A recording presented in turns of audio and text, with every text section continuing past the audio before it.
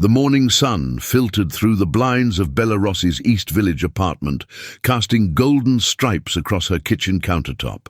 At 34, Isabella Bella Rossi had mastered the art of creating edible paradise, her hands dancing with practiced precision as she folded butter into laminated dough. Her bakery, Dolce Vita, nestled between a vintage record store and an organic market in the heart of Manhattan, had been featured in Bon Appetit and had a waitlist that stretched weeks for her signature tiramisu cake. Yet as she dusted flour from her hands, the familiar tightness in her chest returned, along with the shortness of breath that had become her constant companion. "Just need to sit for a minute," she whispered to herself, lowering her substantial frame onto the kitchen stool. The wooden legs creaked in protest, a sound that made her wince every time.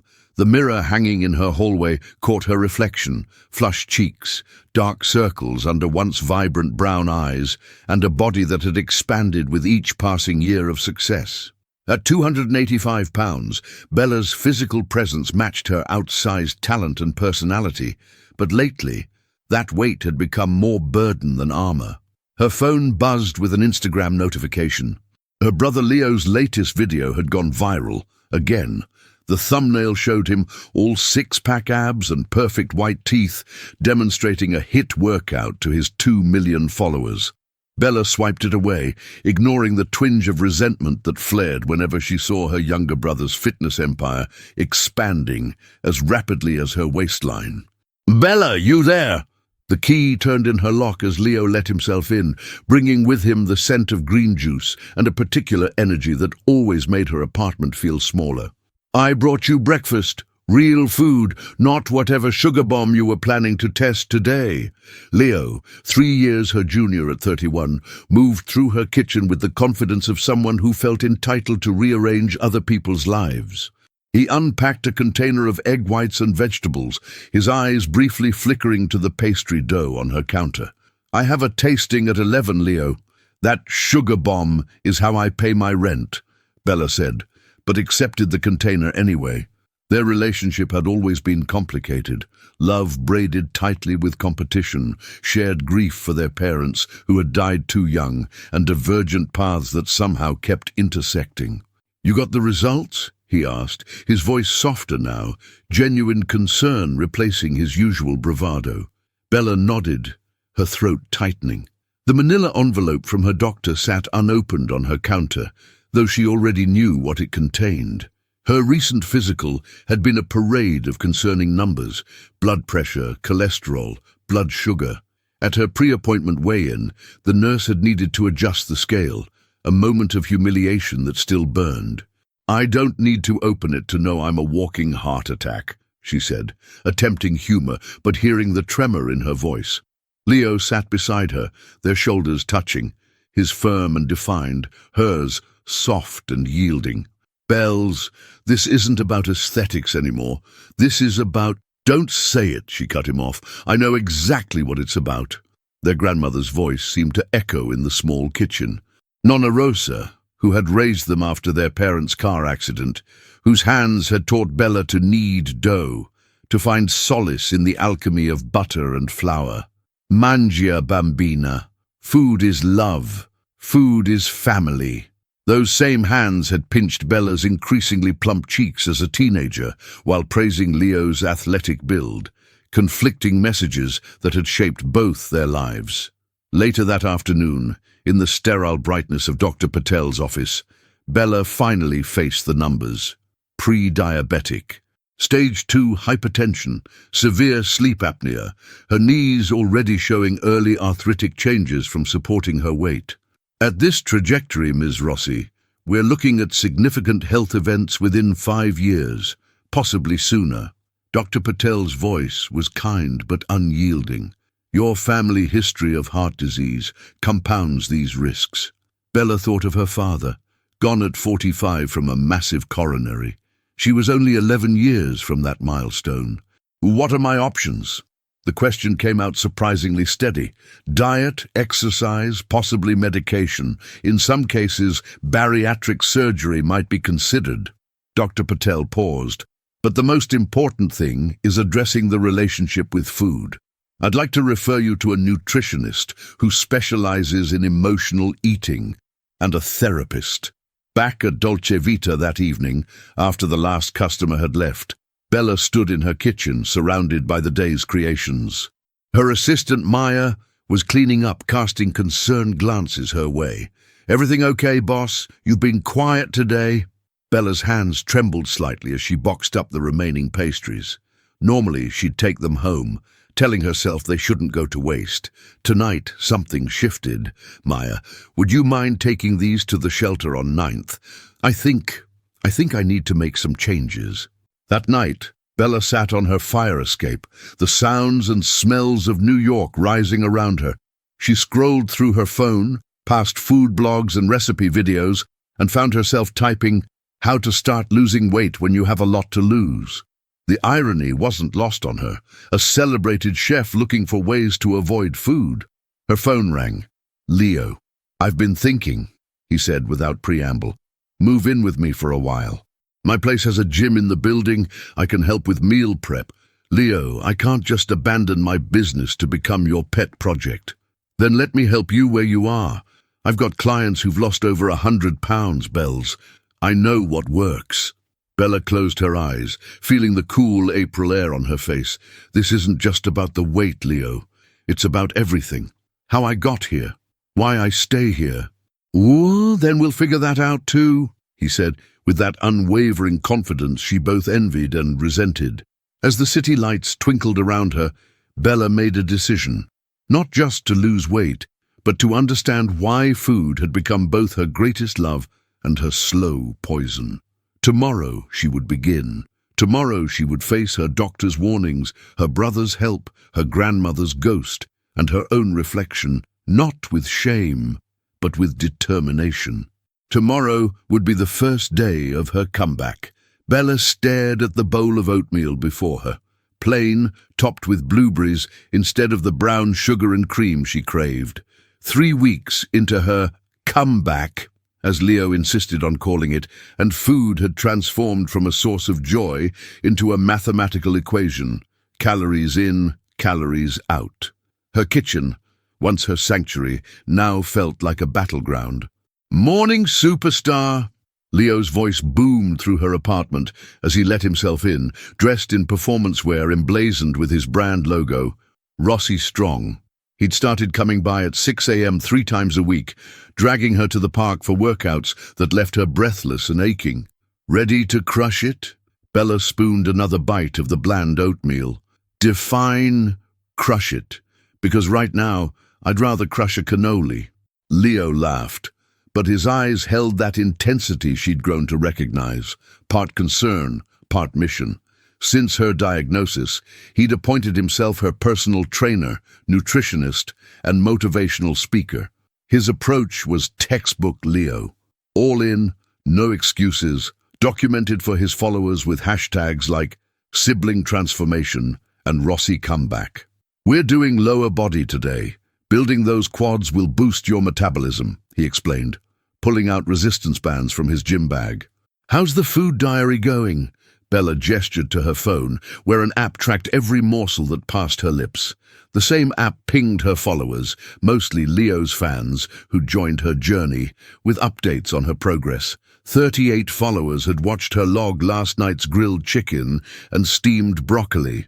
The performative aspect of her weight loss felt foreign to a woman who'd spent years perfecting pastries, not poses. At Riverside Park, autumn leaves crunched beneath their feet as Leo guided her through squats and lunges. Other morning exercises, lean, confident, dressed in coordinating activewear, made it look effortless. Bella, in her oversized NYU t-shirt and the only leggings she could find in her size, felt like a spectacle. Sweat drenched her back, her thighs chafed painfully with each movement, and her breath came in ragged gasps. "5 more, Bells. Don't quit on me now," Leo encouraged, his phone recording her struggle for his Instagram story. "Can you not film?" "This," she managed between labored breaths. Leo lowered his phone, genuine surprise on his face. "People are rooting for you. The video I posted last week got thousands of supportive comments. They're not rooting for me, Bella said, straightening up and feeling the familiar twinge in her lower back. They're watching the fat girl struggle for entertainment. There's a difference. A flash of hurt crossed Leo's features. That's not fair. I'm trying to help. The walk back to her apartment was silent, the wedge between them growing wider. Bella knew Leo meant well, but his help came wrapped in his own worldview.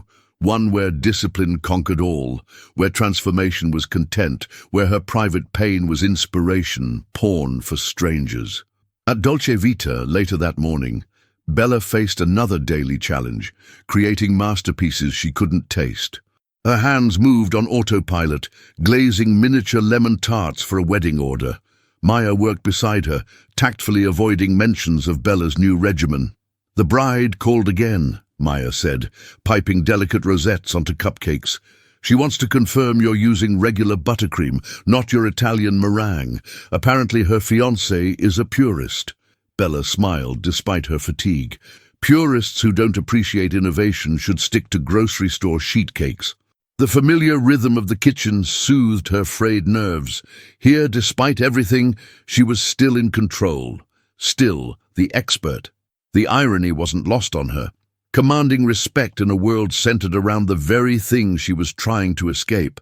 Her phone buzzed with a text from Dr. Chen, the nutritionist Leo had connected her with. Check your email.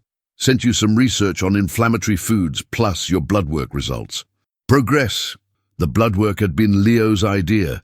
Comprehensive panels every month to track internal changes beyond the scale. Bella opened the email during her lunch break. A protein shake and an apple, logged meticulously in her app, and felt a surge of genuine pride. Her numbers were improving, small changes, but real ones. For the first time, the struggle felt worthwhile. That evening, Bella attended her first therapy session, another component of what Leo called her total life renovation. Dr. C. Kessler's office was warm, with soft lighting and no scale in sight, a relief after weeks of constant measurement. "Tell me about your relationship with food, Isabella," Dr. Kessler said, her voice carrying no judgment. Bella traced the pattern on the armchair with her finger. Food was safety. After our parents died, Nonna moved in. She barely spoke English, was grieving her daughter, and the only way she knew to care for us was to feed us. Every emotion had a corresponding dish. Sadness meant her special risotto, celebrations called for tiramisu, ordinary Tuesdays were homemade pasta. And now, what does food represent now? Comfort, control, my identity. Bella paused, realizing something. And punishment. Dr. Kessler nodded. Many people with complex relationships to food find themselves in cycles of restriction and indulgence, both forms of self-punishment. The insight struck Bella like a physical blow. Her recent weeks of deprivation weren't so different from her years of excess. Both were ways of avoiding her actual feelings. On the subway home, Bella's phone lit up with a notification. Leo had posted a before and after comparison, her at last year's Christmas party, alongside a photo from their workout that morning. The caption read, "So proud of my sis Abella Rossi cakes for taking control of her health, down 17 pounds in just 3 weeks. Just say Rossi strong, just weight loss journey, just sibling support." The train lurched, mirroring the drop in Bella's stomach. The before photo showed her mid-laugh, unaware of being photographed, her double chin prominent. She hadn't consented to this public documentation of her body. Anger flared, hot and sudden. At home, she called Leo, not trusting herself to text without saying things she'd regret. "Take it down," she said when he answered. "What? The post? It's getting great engagement. I don't care if it's getting you a sponsorship deal with Nike. Take it down. My body isn't your content." Leo's confusion was audible. "I'm highlighting your success, Bells. People love transformation stories." "This isn't a story, Leo. This is my life, my health, my struggle." Her voice broke. "I'm doing this for me, not for likes or followers or whatever validation you get from positioning yourself as my savior." The silence stretched between them, filled with years of unspoken tensions. "I'm trying to support you the only way I know how." Leo finally said, his voice smaller. I know, Bella sighed, but maybe we both need to learn new ways.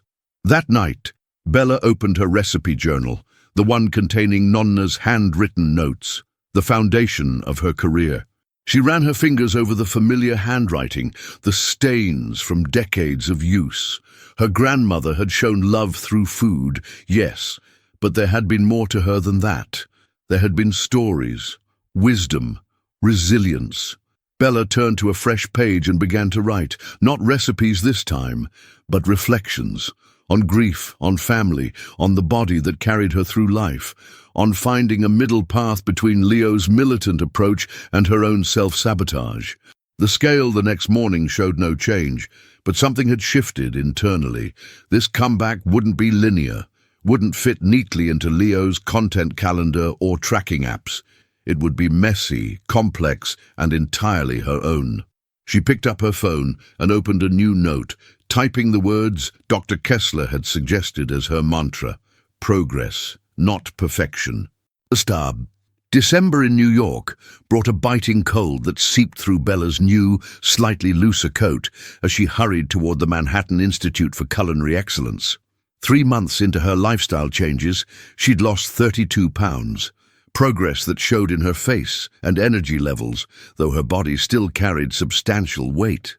Today marked a professional milestone she'd once thought impossible, teaching a masterclass on mindful desserts, flavor-forward, sugar-refined pastry techniques. The irony wasn't lost on her. 6 months ago, she'd been known for creating the most decadent, sugar-laden confections in the city. Now, she was pioneering techniques that maintained flavor complexity while reducing refined sugars and emphasizing portion awareness, approaches born from her own journey. Ms. Rossi, we're so honored to have you, gushed the Institute's program director, leading her toward the demonstration kitchen where 20 culinary students waited. Your recent feature in Food and Wine about reimagining classic Italian desserts was revolutionary. Bella smiled, though her stomach fluttered with nerves. Public speaking had always terrified her, and demonstrating techniques while discussing her personal health journey added another layer of vulnerability. Her phone buzzed, a text from Maya. Knocked 'em dead, boss. Remember to breathe. The 3-hour workshop passed in a blur of questions, demonstrations, and, to Bella's surprise, genuine connection. These students weren't just interested in her techniques, they were engaged with the philosophy behind them. One particularly earnest young man asked the question that would have paralyzed her months ago. What inspired your shift toward mindful desserts? Was it purely health-driven, or was there a culinary motivation as well? Bella paused, hands still dusted with almond flour from the olive oil cake she'd been demonstrating. Both, she answered honestly. A health wake-up call forced me to reconsider my relationship with food, but what started as restriction evolved into innovation. I discovered that when you stop drowning ingredients in sugar, you actually taste them more fully. Walking home through Washington Square Park, snowflakes beginning to dust the pathways, Bella felt a lightness that had nothing to do with her weight loss. She'd spoken her truth publicly, without shame. The constant internal battle, chef versus health seeker, had found a moment of ceasefire. Her weekly therapy sessions with Dr. Kessler had helped her identify the roots of her emotional eating, the childhood loss of her parents, Nonna's well-intentioned but complicated food as love messaging, and the perfectionism that drove both her professional success and personal struggles. The work was ongoing, often painful, but necessary. Near the park's center, she spotted a familiar figure jogging along the path, and her momentary peace evaporated. Leo, perfect form even in freezing temperatures, was headed straight toward her. They hadn't spoken in nearly a month, not since their argument after Thanksgiving. That holiday had been a minefield. Leo had insisted on hosting, creating a healthy Thanksgiving menu that stripped every traditional dish of its character. When Bella brought a single carefully crafted pumpkin tart, a modified version of Nonna's recipe with half the sugar and a portion size that fit her new eating plan, Leo had made a show of declining, calling it a slippery slope. The ensuing argument had escalated into territory far beyond dessert, unearthing decades of sibling resentment. "Your entire identity is wrapped up in being the fit one, the disciplined one," Bella had said, tears streaming down her face. "You need me to be the fat failure to complete your narrative." Leo's face had crumpled then, revealing a vulnerability she rarely saw in her confident younger brother. "And you've always been the talented one, the one with the gift, the one Nonna favored," he'd countered. "Do you know what it's like growing up in the shadow of someone who seems effortlessly special?" They'd both left wounded, retreating to their separate corners of Manhattan. Now Leo spotted her and slowed his pace, uncertainty crossing his features before he jogged over. "Hey," he said simply, breath visible in the cold air. "Hey yourself," Bella replied, unsure how to navigate this unexpected reunion. "You look good, Bells." No mention of weight, just genuine appreciation in his eyes. "Thanks. The masterclass went well. First time teaching." Leo nodded, shifting from foot to foot. "I saw the announcement. Almost came, but thought it might be unwelcome." The awkward silence stretched between them, filled with unspoken apologies and lingering hurt. "I miss you," Leo finally said. "I miss my sister." Something in his tone, vulnerability rather than his usual confident declarations, reached past Bella's defenses. "I miss you too. But Leo, I can't do this your way. I need to find my own path." "I know," he hesitated. "I've been talking to someone too. A therapist, I mean." Bella couldn't hide her surprise. Leo, who prided himself on mental toughness, seeking therapy? "After Thanksgiving, I realized some things about myself that weren't pretty," he continued, "about why I push so hard, why I need to control everything and everyone around me." They began walking together, the snow falling more heavily now. "Remember how Dad used to call me the runt?" Leo asked. "I was always smaller than the other boys, always the last picked for teams. After he died, I swore I'd never be weak again. Physical strength became my armor." Bella had never considered this perspective, had only seen the adult Leo, confident, sometimes arrogant, seemingly immune to insecurity. "I'm sorry I tried to make your journey about me," he said, "about my methods, my content, my expertise." "And I'm sorry I lashed out," Bella replied. "This process brings up so much more than just food and exercise. It's like peeling an onion, layers of family stuff, grief, identity. It's exhausting." Leo nodded. "Dr. Berman, my therapist, says I've been using fitness as a way to avoid dealing with our parents' death, that helping you was partly about controlling my own fear of loss." They reached the edge of the park, where their paths would typically diverge. "Have dinner with me next week?" Bella asked impulsively. "I'm trying a new recipe, Nonna's chicken cacciatore, but with some modifications. Nothing extreme, just more vegetables, less oil. Still has her special touch with the herbs." Leo's smile was cautious but genuine. "I'd like that." As they parted ways, Bella felt the first real stirrings of hope that their relationship could evolve beyond its fractured state.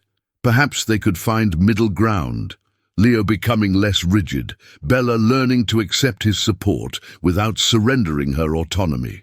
Back home, Bella faced another weekend challenge: meal preparation for the coming week. Her nutritionist had helped her develop sustainable habits rather than crash diets, emphasizing protein, complex carbohydrates, and moderate portions of the Italian foods she loved. Today's task was updating another of Nonna's classics, pasta e fagioli, to fit her new lifestyle. As she chopped vegetables, her mind wandered to the journal entry she'd written last night. Dr. Kessler had encouraged her to document not just what she ate, but how she felt throughout her journey.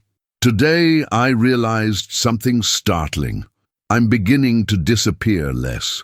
Not physically, though yes, I take up less space than I did 6 months ago, but spiritually.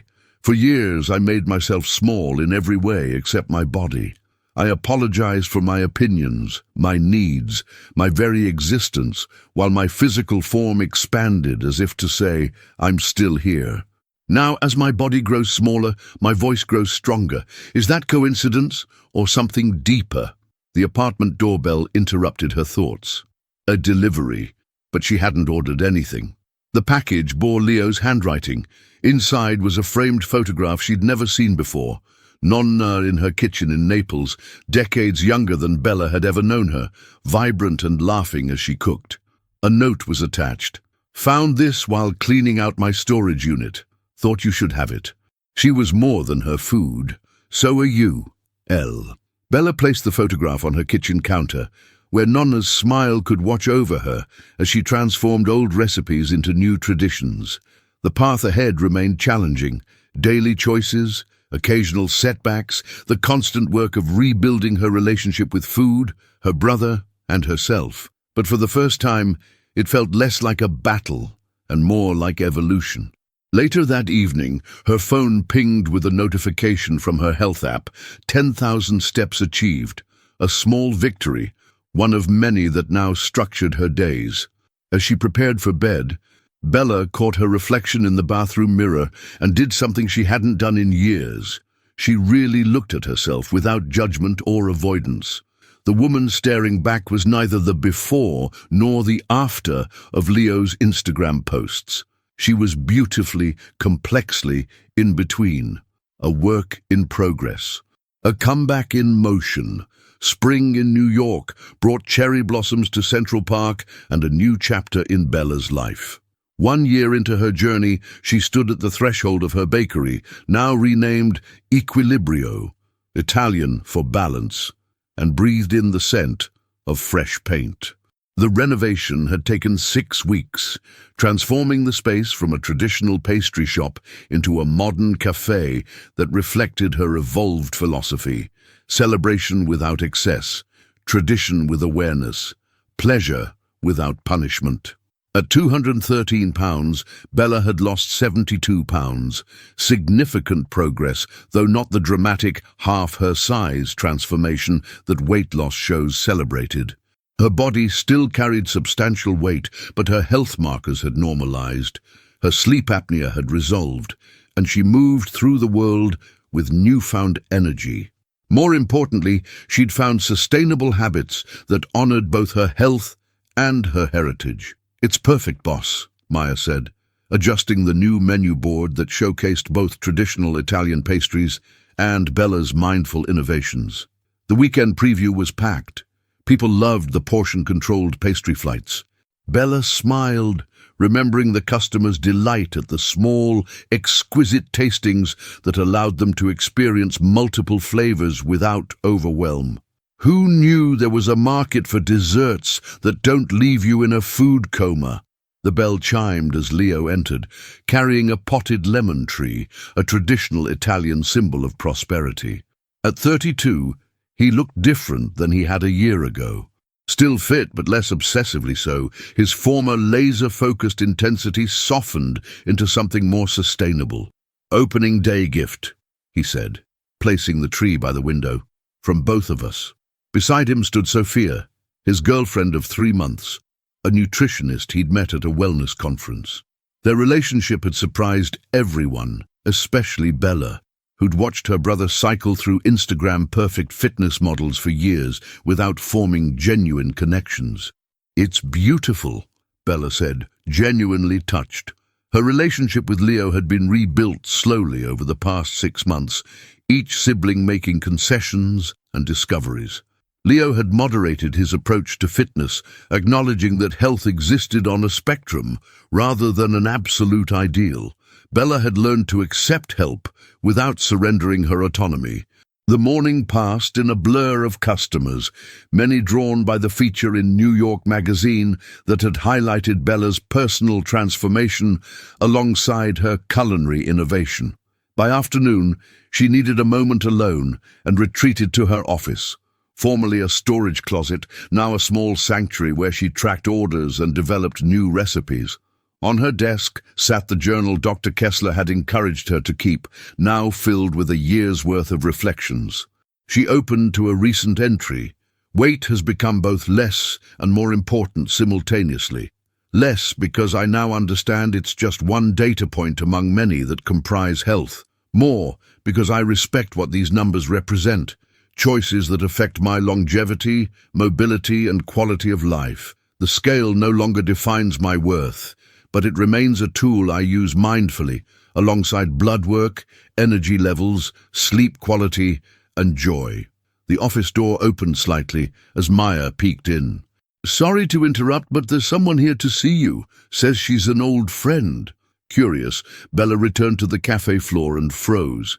Standing by the counter, examining the pastry case with a critical eye, was Valentina Moretti, her former mentor and the executive chef who had fired her from Lusso, the five-star Italian restaurant where Bella had apprenticed before opening Dolce Vita.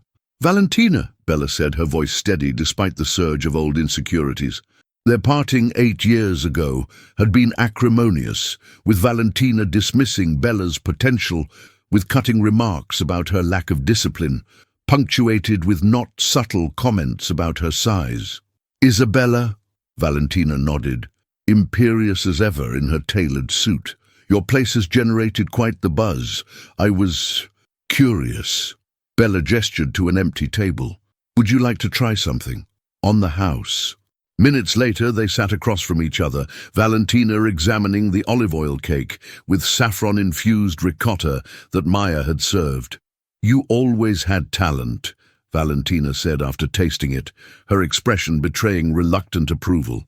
"But talent without discipline is worthless. It seems you found some discipline." The comment, with its loaded reference to Bella's weight loss, might have devastated her a year ago. Now she recognized it for what it was, a limited perspective from a woman trapped in her own rigid worldview. "I found balance," Bella corrected gently, "and realized that discipline comes in many forms. My grandmother taught me that food is love, and she wasn't wrong, but love should sustain, not harm." Valentina raised an eyebrow, philosophical as well as slimmer. "Interesting evolution." "The physical changes are just the visible part," Bella said. "The real work has been internal." Their conversation turned to industry matters, supplier challenges, the post-pandemic restaurant landscape, upcoming food trends.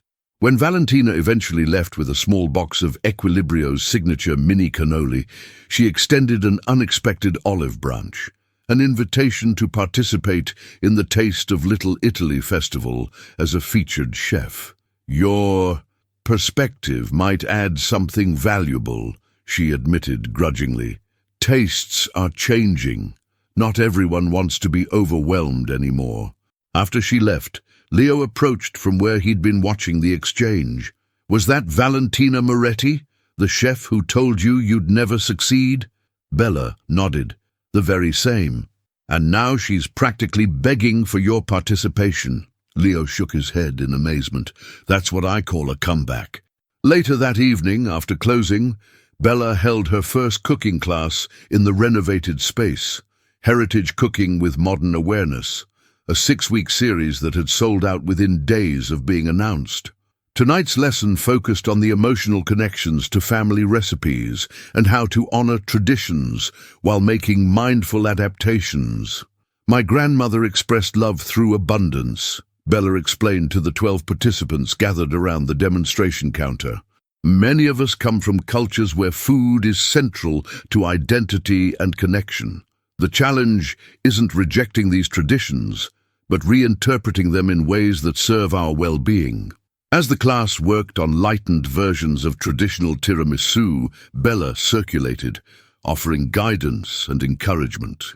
Among the participants was a young woman who reminded Bella painfully of herself 5 years earlier, talented, passionate about food, and using her body size as a shield against vulnerability.